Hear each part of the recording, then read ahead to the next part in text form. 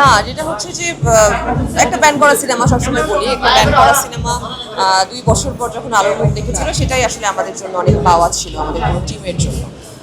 তারপরে যখন এই অ্যাওয়ার্ডটা হাতে আসলো বিষয়টা আরও বেশি মজার হলো। অ্যাওয়ার্ডটা পেলাম, আসলে ক্রেডিট তো শুধু আমার একা না, সংশ্লিষ্ট যারা যারা ছিল প্রত্যেকের, অফকোর্স রায়হান রাফি ডিরেক্টর, ওর এবং আমার কো অ্যাক্টর যারা ছিল সবার প্রত্যেকের এবং আমরা সবাই ভীষণ খুশি অ্যাওয়ার্ডটা।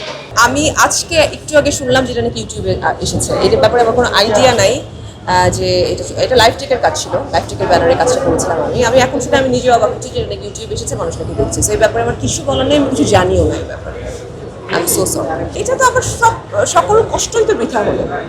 একটা মোড়কে জিনিস যখন দেখানো হয় আর একটা ওপেনলি যখন কোনো জিনিস দেখানো হয়, যেটা মধ্যে পার্থক্য আছে না, সো অবশ্যই আমাদের আর্টিস্টের জন্য ভীষণ দুঃখজনক এবং কষ্টের, মানে যে জন্য কাজটা করা সেই কাজটা সেভাবে সফল হয়। আমি এখন যেহেতু কিছু জানি না এটা সম্পর্কে, আমি আগে খবর নিই, তারপর এটা নিয়ে কথা বলি। রংবাজের ভালো সিনেমা, এটা এই গল্প অনেক পুরোনো, 400 বছর আগে পুরোনো একটা গল্প নিয়ে রংবাজের করা হচ্ছে, যৌনপল্লী এবং যৌনকর্মীকে নিয়ে কাজ।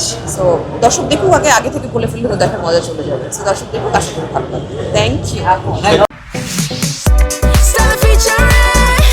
Next level, well done, side by side, fridge.